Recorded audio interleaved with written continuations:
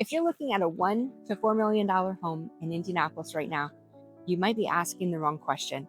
Most buyers ask, is this house worth the price? The better question might be, what's setting the ceiling in this market and who is quietly raising that ceiling? Because something structural is happening north of Indianapolis, and it's not loud, it's intentional. Over the last 18 months, more than 160 new construction homes priced above $1 million have sold in Marion, Hamilton, and Boone counties. That alone tells you that this is definitely not a thin market. But what's more interesting is where the upper tiers are concentrated. When you look at sales above $2.5 million, new construction activity is heavily concentrated in Westfield and Zionsville. So it's not random, it makes sense. You've got areas to expand in those two cities. And so it's very deliberate. When you compare those new builds to resale homes in the same price bands, you're going to see a consistent pattern that starts to emerge. So there's a metric that I like to look at. I track something that I call replacement cost pressure index, and it's pretty simple. You take the median price per square foot of new construction in a given price band, and then you divide it by the price per square foot of resale in that same price band. That ratio tells you how much premium buyers are paying for newly built, master planned luxury in areas like Chatham Hills. So in the $1 to $1.5 million range, that ratio is about 1.19. When you're looking at homes that are about 1.5 to 2.5 million, that tier is around 1.15. If you go above 2.5 million, it climbs above 1.2.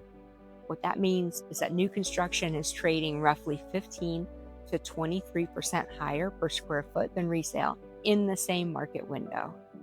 So that's not cosmetic, that's structural. Think about why would that premium exist? And here's the part that a lot of people are missing. There's that new construction premium, and it's not just about the materials and labor, it's about the entire lifestyle. Westfield and Zionsville are building more than homes. They're building entire ecosystems with the master plan golf communities, architectural cohesion, resale predictability, and it's an amenity-driven identity. So that's referring to a lifestyle premium. And you can't see it on a contractor invoice, but you absolutely see it in the spread. And when the spread widens, it tells you that buyers are responding to these curated environments, not just square footage. So you've got legacy versus curated in the market right now. Established luxury areas like Carmel, Washington Township, Meridian Hills, they remain deep and powerful resale markets, but they're largely built out. And so new construction there is going to be primarily infill, tear down, one-off, custom builds. It's different supply dynamics and a different buyer psychology. It doesn't mean that legacy luxury is weakening, but it does mean that the market is starting to split or bifurcate. You've got two luxury expressions that are emerging: the curated expansion that's happening here north and the legacy prestige and established enclaves. And they're going to compete differently. So here's why this matters. If new construction continues to trade at 15 to 23% higher per square foot than resale, that spread's going to influence your teardown pricing, your renovation thresholds, your lot premiums, buyer expectations. And if the replacement cost index widens any further, it's going to put upward pressure on resale. If it compresses, it's going to create opportunity. So that's how sophisticated buyers are evaluating positioning, not by finishes, but they're looking at that spread and they're looking at opportunity and risk.